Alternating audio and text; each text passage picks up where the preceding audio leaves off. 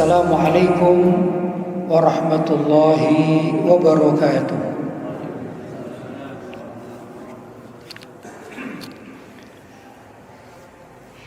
Alhamdulillah, wassalatu wassalamu ala Rasulillah Sayyidina Muhammad ibn Abdullah wa ala alihi wa sahbihi wa man wala wa la hawla wa la quwwata illa billah, amma ba'd. Hadratul mukarramin, ma'asyiral ulama al-fudala, ma'asyiral asatidah al-kurama, bapak-bapak, ibu-ibu jamaah sholat maghrib di Masjid Hizbullah Singosari yang dirahmati oleh Allah. Alhamdulillah, sampai hari ini kita masih mendapat perlindungan dari Allah Subhanahu wa taala dan juga mendapatkan kenikmatan sehat. Mudah-mudahan segala pemberian Allah Subhanahu wa taala ini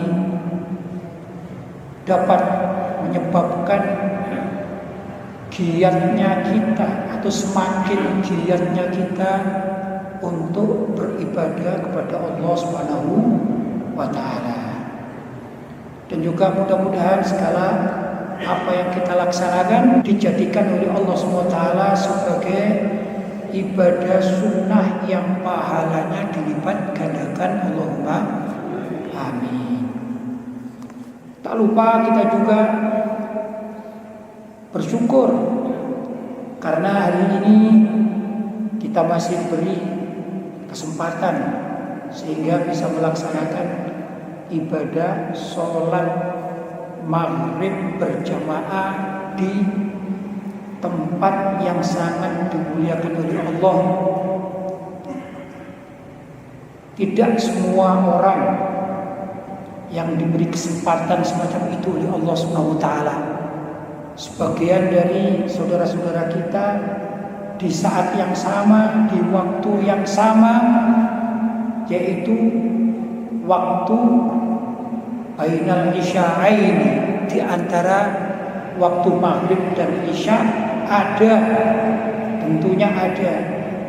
Mereka belum diberi hidayah oleh Allah SWT, sehingga di waktu yang sangat barokah itu mereka masih ada di jalan-jalan atau di tempat-tempat kerja atau di tempat-tempat yang bahkan naudzubillah min dzalik, tempat yang dimurkai oleh Allah Subhanahu wa taala.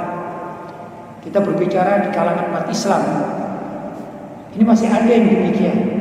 Karena itu kita patut bersyukur kalau kita pada waktu yang sangat mulia ini berada di masjid setelah melaksanakan sholat berjamaah, kemudian kita melaksanakan satu perintah dari agama, yaitu hadir dalam majelis taklim. Mudah-mudahan semua ini mendapatkan catatan pahala yang besar di sisi Allah Subhanahu wa taala. Allahumma amin. Bapak-bapak dan ibu-ibu yang dirahmati oleh Allah, sebagaimana biasanya saya membaca kitab Risalah Ahli Sunnah wal Jamaah karangan Al-Allamah Asy-Syaikh Muhammad Hasyim Asy'ari atau Kiai Haji Hasyim Asy'ari, yang mana pada hari ini, kalau di dalam cetakan buku saya ini, kita sampai pada halaman 29. Ini babnya tentang min dzikri imaratik tirabisa'ah, yaitu penyebutan tanda-tanda dekatnya hari kiamat. Ini sudah pelajaran yang lampau, sudah kita baca ya. Sekarang sampai pada halaman 29. Saya bacakan di situ yang pelajaran sebelumnya saya kutip sedikit agar nyambung dengan yang sekarang ya. Wa minha, di antara dari tanda-tanda dekatnya hari kiamat, la taqumus sa'ah, tidak akan terjadi kiamat hatta sehingga takhruja keluar atau muncullah sab'una kadzaban 70 orang yang menjadi pendusta agama, kadzab, pembohong, penipu. Ya misalnya di antara dari 70 orang itu mengaku menjadi nabi misalnya. Ya. Kan sudah ada ini ya. Kemarin ini di Makassar ada seorang wanita ya yang lagi ramai di medsos ini, seorang wanita mengaku menjadi nabi minta diakui oleh Departemen Agama. Ya. Sebenarnya kasusnya sudah agak lama itu. Sekitar 2013 dia sudah mulai mengaku menjadi nabi. Ya. Sekarang lagi lagi viral di media sosial karena barusan saja mendatangi kantor Departemen Agama untuk minta diakui sebagai seorang nabi. Ini wanita ini. Padahal kalau kita melihat dari kaidah syariat bahwasanya yang diangkat menjadi seorang nabi itu pasti adalah seorang laki-laki, bukan dari kalangan wanita ya. Dan kedua disebutkan bahwasanya Nabi Muhammad SAW adalah nabi akhiruz zaman, nabi akhir zaman yang tidak ada nabi lagi setelah wafatnya beliau sallallahu alaihi wasallam. Maka 70 kadzab atau pembohong ini antara lain adalah orang-orang yang mengaku menjadi nabi ya. Tentu begini, kalimat 70 sering saya sampaikan, andai kata jumlahnya kalau di total yang mengaku jadi nabi sejak Nabi Muhammad wafat sampai sekarang kok ternyata lebih dari 70, maka sebagian ulama itu mengatakan kalimat 70 atau spesifikasi 70 itu dikatakan yadullu alal kathra, menunjukkan banyak alias banyak yang mengaku menjadi nabi. Atau kalau memang tepat 70 itu tentu yang mengaku jadi nabi ini adalah yang betul-betul meyakinkan dengan tanda-tandanya, mungkin dia hebat sehingga banyak orang tertipu ya dah.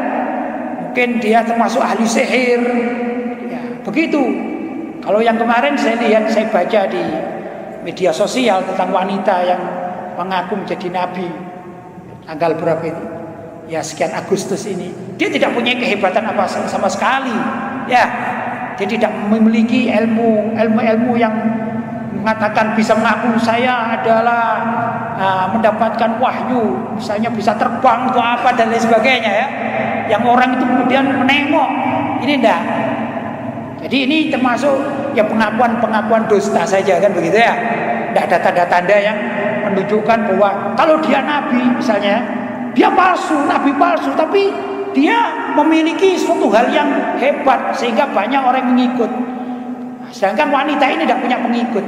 Ya, mungkin tidak dimasukkan dalam hitungan 70, tapi ini pertanda bahwasanya pengakuan semacam itu menandakan dekatnya dengan tanda-tanda hari kiamat begitu. Ya. Qultu wa ma ayatuhum, apa itu tanda-tandanya? Qala, dikatakan ya'tunakum bisunnatin walam takunu 'alaiha. Di antara dari orang-orang yang masuk dalam hitungan 70 kadzab, pembohong itu adalah orang yang suka menyebutkan sunnah tapi dia tidak mau mengerjakannya ya. Misalnya dia mengajak, kalian ayolah kembali kepada sunnah Nabi, kita hidupkan sunnah Nabi ya, tapi dia tidak mengamalkan, tidak mau mengamalkan, bahkan kadang-kadang memusuhi. Wah, ini yang lebih jahat lagi kalau memusuhi ya. Kalau misalnya secara zahir, kalau Nabi SAW misalnya dalam keseharian beliau senang menggunakan pakaian komis misalnya ya. Apa komis itu? Gamis kalau bahasa Indonesianya. Gamis atau apa ini namanya? Kita katakan apa? Jubah ya. Jubah atau gamis gitu ya. Dia mengatakan kita mengikuti sunnah Nabi. Tapi orang ini bukan sekedar tidak mau memakai gamis, justru mengatakan ini gamis ini bikin sengsara, ini bikin sial misalnya. Padahal itu adalah pakaian Nabi Muhammad SAW.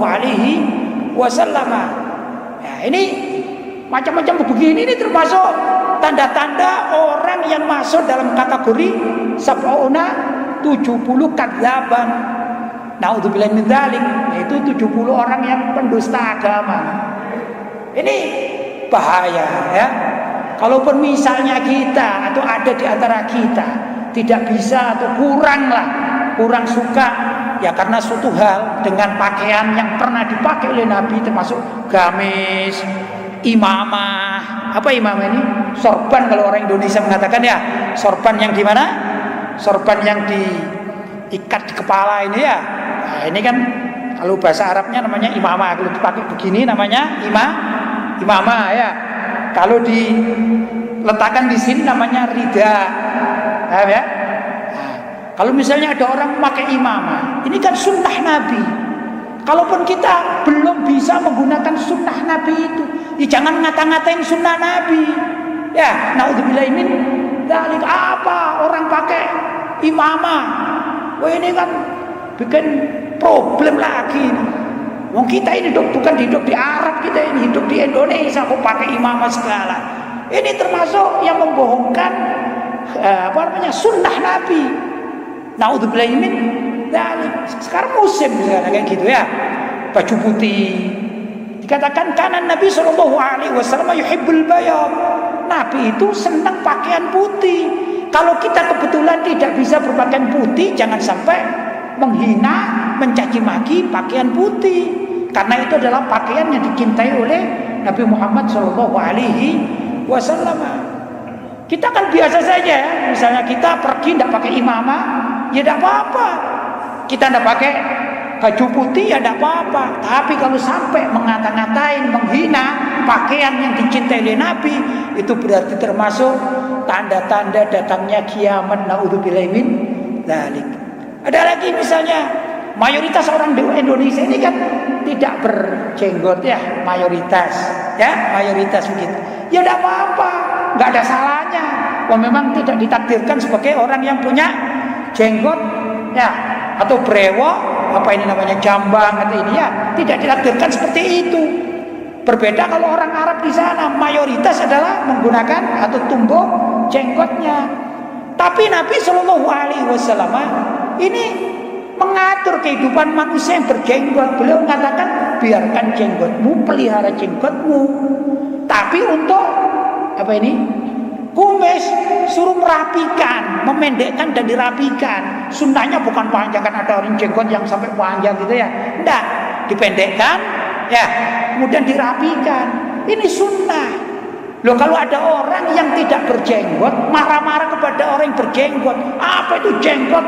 Bikin bodoh aja, bikin penampilannya jelek misalnya.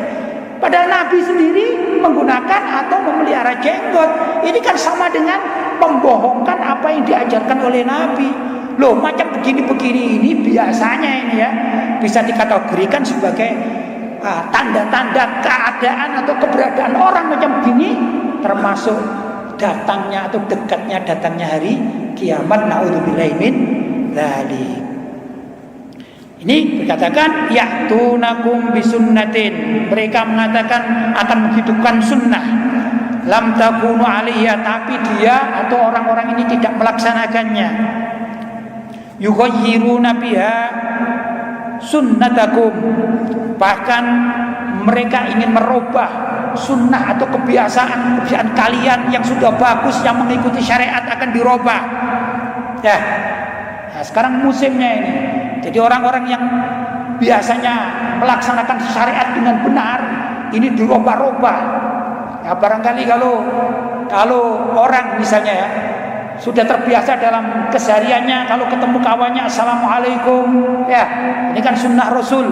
Karena Rasul juga mengatakan afsus salam bainakum, ucapkan salam di antara kalian. Nah, kemudian ingin dirubah. Wah, kita ini tidak hidup di Arab ini, ya nggak ngerti kalau assalamualaikum. Assalamualaikum itu perlu dirubah. Keselamatan atas diri kalian, selamat kepada kalian yang hadir. Dirubah-rubah demikian. Padahal sunnahnya mengatakan assalamualaikum warahmatullahi wabarakatuh. Ya dah. Nah, kan sering terjadi. Sekarang ada kalimat habis salam ditambahi, yang melakukan orang Islam lagi. Misalnya dikatakan assalamualaikum warahmatullahi wabarakatuh, ditambahi salam sejahtera untuk kita semua. Padahal kalimat salam sejahtera untuk kita semua ini biasanya dipakai oleh orang-orang di luar Islam. Ya, ini akan merubah sunnah yang sudah diajarkan oleh ulama-ulama salaf. Yang ulama-ulama salaf itu mengikuti ajaran Nabi Muhammad SAW. Kemunculannya demikian ini mengkhawatirkan, karena itu pertanda sebagai tanda-tanda dekatnya datang hari kiamat. Nah, orang yang menjadi tanda datangnya hari kiamat ini termasuk orang-orang yang tidak baik, alias min asyrarin nas, termasuk dari orang-orang atau jahat-jahatnya orang, yaitu man adrokal kiamah, orang yang mendapati terjadinya hari kiamat. Semakin orang itu dekat datang kiamat, hidup dia menangi atau mendapati, semakin apalagi kalau jadi dengan kamu ada ini, kamu adalah tanda datangnya hari kiamat. Ini naudzubillah min dzalik, karena ini termasuk orang yang syar, orang yang jahat, orang yang buruk, yang tidak bisa dijadikan panutan. Naudzubillah min dzalik. Fa idza ra'aitumuhum, kalau kalian melihatnya, fastanibuhum, kalian wajib untuk menjauhinya. Ini perintah syariat. Rawahul Bukhari, diriwayatkan Imam Bukhari, an Abdullah bin Amr ibn al-As, dari Sayyidina Abdullah bin Amr ibn al-As radhiyallahu taala anhuma. Ya, karena itu marilah kita menjadikan diri kita, bila mana kita mengajak suatu hal yang baik, kita berusaha untuk menjalankannya, agar kita bukan termasuk orang-orang menjadi pertanda datangnya hari kiamat. Na'udzubillahi min dzalik. Wa minha idza dhaharal qaul wa khazanal amal. Di antaranya apabila muncul beberapa atau banyaknya pendapat-pendapat, pendapat-pendapat orang tentang agama atau penakwilan masyarakat tentang agama ini semakin bermekaran di mana-mana. Tapi wa khazanal amal, sedangkan amalnya semakin sedikit. Yang mengamalkan syariat semakin sedikit, tapi yang membicarakan syariat atau agama dengan analisa-analisa ini semakin merambah kemana-mana. Waqtalafil ansun, sedangkan al-ansun, mulut ini bertentangan satu dengan yang lainnya, kontradiktif, ya pro kontra. Ini seperti zamannya ini ya. Kalau kita melihat dunia media sosial, ini kayaknya sudah waktunya ini, dekat sekali kiamat. Apa itu? Banyak pendapat-pendapat yang saling bertentangan satu dengan yang lainnya. Sedangkan amalan-amalan, kalau diajak untuk mengamalkan suatu amalan itu, yang hadir cuma sedikit. Ya dah. Media sosialnya luar biasa, pertentangannya, perdebatannya luar biasa. Tapi kalau diajak hadir majelis taklim, diajak jamaah sholat, diajak hal-hal yang positif, ini semakin merosot. Kualitasnya semakin merosot, kuantitasnya juga semakin lama semakin hilang atau pudar. Waqtalafil qulub, dan hati setiap muslim atau setiap orang ini, hatinya satu dengan yang lain ini semakin bertentangan. Kan banyak ya terjadi ya, berbeda pendapat. Padahal perbedaan pendapat itu ya ada yang boleh, ada yang tidak. Kalau urusan khilafiyah itu boleh. Kalau urusan khilafiyah, fiqhiyah, masalah fikih itu boleh. Sedangkan ini bukan, perbedaan pendapat masalah akidah, masalah ketauhidan, yang menyebabkan hatinya seseorang dengan yang lain ini menjadi saling bertabrakan, tidak sinkron, tidak bisa ukhuwah yang benar. Ya, ini pertanda kalau sudah marak semacam itu, ini juga sudah dekat hari kiamat. Wa qat'u kulli dzi rahimin rahimah.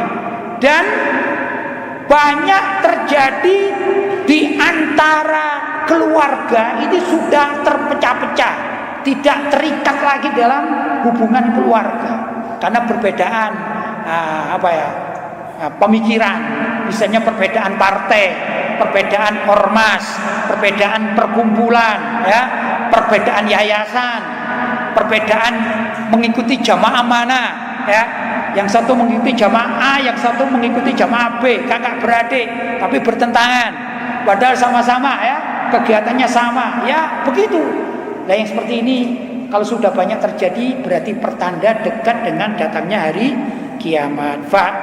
Fa inda dzalika, maka jika situasi masyarakat sudah semacam itu, la'anahumullahu wa asammahum wa a'ma absarahum, maka di saat kejadian itu sudah merebak di masyarakat, Allah akan melaknat mereka dan Allah akan menulikan mereka, menjadi mereka tuli, yaitu kalau dinasihati dengan hal yang baik akan ditolak, ya, telinga tidak bisa menerima, wa absaruhum, dan mereka jadikan buta, karena sudah buta maka tidak bisa melihat kebenaran. Apalagi kalau butanya ini buta hati, naudzubillahi min dzalik, seakan-akan buta mata, dia tidak bisa melihat kebenaran. Oh ini benar, ini salah, ini sesuai hadis, ini tidak. Tapi apakah ini sesuai dengan keinginanku, sesuai dengan kelompokku, sesuai dengan partaiku, sesuai dengan golonganku, sesuai dengan ormasku, sesuai dengan kalau tidak sesuai sudah kita tinggal. Begitu. Wah, ini pertanda sudah dekat datangnya hari kiamat, naudzubillahi min dzalik. Rawahul Imam Ahmad, diriwayatkan oleh Imam Ahmad wa Abdurrahman bin Humaid dan Abdurrahman bin Humaid an Salman Al-Farisi, dari Salman Al-Farisi radhiyallahu taala anhu. Wa minha, di antaranya idzan nasu adharul ilma, jika sudah banyak manusia-manusia itu lebih menampilkan kemampuan ilmunya, analisanya, wa dhayya'ul amal, sedangkan sudah banyak juga di antara manusia-manusia itu yang meninggalkan amal ibadah yang baik. Ya katanya orang tuh mulutnya lebih banyak daripada amalnya, gitu ya. Lisannya lebih luas daripada amal ibadahnya.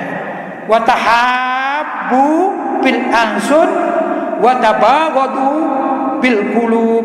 Mereka saling mencintai tapi melewati lisan saja, sedangkan tabaghadu saling memusuhi di dalam hati. Kalau ketemu ya pura-pura baik, ya, hei kamu gimana kabarmu? Aku senang sama kamu. Tapi begitu sudah keluar berbeda tempat, maka menggunjing satu dengan yang lain. Itu loh begitu, ini begini. Sudah terlalu banyak semacam ini. Maka di situ juga sudah atau pertanda datangnya hari kiamat sudah dekat. Wa taqatu fil arham, dan saling memutuskan tali silaturahim. Zaman sekarang ini ya sepertinya semacam itu sudah terjadi. Kata orang begini, zaman sekarang ini hidup di suatu tempat ini, yang jauh menjadi dekat, yang dekat menjadi jauh. Itu era apa namanya? Era digital. Ya. Orang senang melancong kemana-mana, bahkan ya sampai mengenal tempat-tempat yang atau indah-indah rekreasi apa saja dikenal oleh dia, mengerti. Tapi luar biasa, tetangga kanan kiri dia tidak paham, ya, tidak nyambung. Kadang-kadang satu rumah hidup bersama di satu rumah, bahkan satu ruangan. Ini satu keluarga, ceritanya satu keluarga ini ya. Satu ruangan, di ruang keluarga yang biasanya bersama. Tapi zaman sekarang walaupun hidup dalam satu ruangan, satu atap, satu tempat, lampunya satu, setiap orang membawa gadgetnya masing-masing, ya dah. Maka yang duduk di sebelahnya ini dia seakan lupa, dia tidak diajak bicara, tapi kawan atau kenalan baru yang tempatnya jauh, mungkin di belahan pulau lain, dia bisa main, ya, bisa komunikasi. tapi dengan adik kakaknya, bahkan antara anak dengan orang tua, ya dah, dengan dan seterusnya. Ini kadang-kadang tidak bertegur sapa. Ini seakan sudah menjauhkan. Ini silaturahim yang agak terputus. Ini juga ada nilai. Nilai ini termasuk nilai sudah dekat datangnya hari kiamat. Naudzubillahi min dzalik. Itu katakan wa taqata'u fil arham. Kalau sudah datang masa semacam itu, la'anahullahu inda dzalika, maka Allah akan melaknat mereka atau pelaku-pelakunya itu inda dzalika, tatkala keadaan semacam itu sudah terjadi. Fa'asammahum, dan Allah akan menulikan telinga mereka, wa a'ma absarahum, dan Allah akan membutakan mata mereka. Rawahu Ibnu Abi Dunya, diriwayatkan oleh Imam Ibnu Abi Dunya anil Hasan, dari Sayyidina Hasan bin Ali radhiyallahu taala anhum. Qala al-Baihaqi, berkata Imam al-Baihaqi, wa ghairuhum, dan yang lainnya rahimahullah taala, al-amaratu minha sigharun wa qad madha aktsaruha wa minha kibarun sayati. Tanda-tanda kiamat yang kecil-kecil itu di zaman Imam Baihaqi ini ya, kata beliau, sudah banyak yang lewat, sudah banyak yang terjadi. Ya, waqad madha aktsaruha. Wa minna kibarun, di antara tanda-tanda kiamat akan datang itu ada tanda-tanda besar, insyaallah akan diterangkan berikutnya. Ya, kalau kita menyadari ya, dalam pelajaran yang lampau disebutkan ini banyaknya pembunuhan misalnya. Banyaknya pembunuhan termasuk dari salah satu pertanda dekat datangnya hari kiamat, tapi itu tanda-tanda kecil. Ini kita ya sedih ya. Beberapa saat yang lampau kita melihat fenomena ada orang dibakar. Kita tidak melihat apa bagaimana ya, tidak menghukumi apa dan bagaimana ya. Tapi melihat orang hidup dibakar itu kan ya apa ya, kita menjadi merinding ya, menjadi terenyuh, merinding. Dan pembakaran-pembakaran semacam itu tidak di satu tempat, di beberapa tempat juga terjadi. Artinya apa? Pembunuhan semakin banyak. Bahkan ada ya, kita melihat berita-berita ini, 2 anak sekolah dasar bertengkar, yang satu sampai mati. Kita bisa membayangkan pembunuhan terjadi di mana-mana. Ya, pembunuhan terjadi di mana-mana. Sampai anak kecil yang tingkat SD bertengkar dengan kawannya, membunuh itu menjadi hal yang bukan suatu yang menakutkan bagi mereka. Dan banyak perampokan-perampokan yang dilakukan oleh di tengah masyarakat, pada akhirnya perampoknya membunuh dari korbannya. Ini kalau di Jakarta ada geng motor. Ini luar biasa juga. Geng motor ini ya ada di antara mereka itu yang memang merampok ada. Tapi kadang-kadang untuk iseng-iseng mereka suka melukai, bahkan sampai membunuh. Padahal ini untuk senang-senangan, ini geng motor untuk senang-senangan. Ya, untuk bangga-banggaan. Kalau melihat orang lewat, maka dia tusuk dengan pisau. Ya, dengan apa yang dia bawa, dengan parangnya, dengan ini. Di antara yang ditusuk itu ya mati. Nah, semacam ini terbiasa, menjadi berita biasa. Ini termasuk pertanda sudah dekat hari kiamat. Dalam satu keterangan dikatakan, bila mana di suatu tempat itu kalau ada orang yang meninggal dunia, maka hati orang yang melayat ini sudah tidak bergetar. Ini termasuk pertanda datangnya hari kiamat. Dan kita sendiri kadang-kadang melakukan melakukannya. Contoh misalnya, ada satu keluarga yang meninggal dunia, kita melayat dan kita mengantarkan jenazah sampai di makam pekuburan. Cuman problem yang terjadi di zaman akhir ini, kalau zaman dahulu orang mengantarkan jenazah ini sambil takut atau rasa sedih, ya. Walaupun yang meninggal bukan keluarganya, tetangganya lah, atau temennya, atau kerabatnya, atau orang lain. Kalau zaman dahulu ini masih takut, bahkan merasa dirinya, ya sebentar lagi saya juga seperti itu. Sehingga tidak ada orang yang berani untuk canda atau gurau. Yang banyak diiringi dengan bacaan La ilaha illallah, La ilaha illallah, dari tempat rumahnya sampai di mana? Di makam pekuburan. Tapi kalau zaman sekarang itu adanya di sinetron. Di sinetron yang kebetulan membahas atau filmnya itu tentang kematian, maka ada bacaan La ilaha illallah direkam. Tapi praktek di lapangan masyarakat gimana sekarang? Kenyataannya kita mengantar jenazah dari mana? Rumah sampai di masjid. Biasanya masih khusyuk biasanya kalau masjidnya dekat ya, atau musolanya dekat karena mau disolati, nggak ada yang rame. Begitu dari masjid, ya saya sebutkan misalnya di masjid Jami sini ke Kadipaten ini kan jalannya jauh. Memang benar yang megang kalau dari keluarganya di antara mereka masih menangis, ya tidak sedih. Tapi yang mengantarkan gimana? Ya bicara sendiri-sendiri, macam-macam yang dibicarakan ini, mulai dari kerjaan, mulai dari yang pertemanan dan segala macam, bahkan sampai bergurau, bahkan sampai ya maaf yang merokok juga asik merokok, yang ngobrol asik ngobrol, ya dah. Sampai di makam pekuburan pun demikian, menggali kuburan. Ini zaman sekarang tidak seperti zaman dahulu kala. Menggali kuburan ini sambil bergurau. Yang merokok juga asik merokok. Tidak ada takutnya sama mayat, tidak ada takutnya. Sama keadaan kematian zaman sekarang tidak ada takutnya. Ini akibat banyak pembunuhan sehingga melihat darah, melihat jenazah, bahkan melihat mayat itu menjadi suatu hal yang lumrah. Ini termasuk alam-alam atau zaman-zaman sudah dekat datangnya hari kiamat.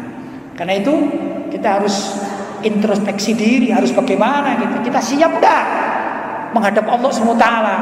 Kita tidak tahu apakah besok lusa ini datang alamat al-kubro, datangnya hari kiamat yang besar. Kapan kira-kira terjadi? Kita tidak tahu. Tapi kita sendiri sudah siapkah kita? Kita untuk ziarah kubur saja itu kan untuk apa? Ziaratul kubur, fadilah ziarah kubur itu litudzakirukumul akhirah. Ya, litudzakirukum al akhirah, untuk mengingatkan kalian terhadap kehidupan akhirat. Sedangkan tadi peristiwa yang banyak terjadi mengantarkan mayat ke kuburan tidak menjadikan kita ini ingat akhirat. Justru kita ingatnya apa?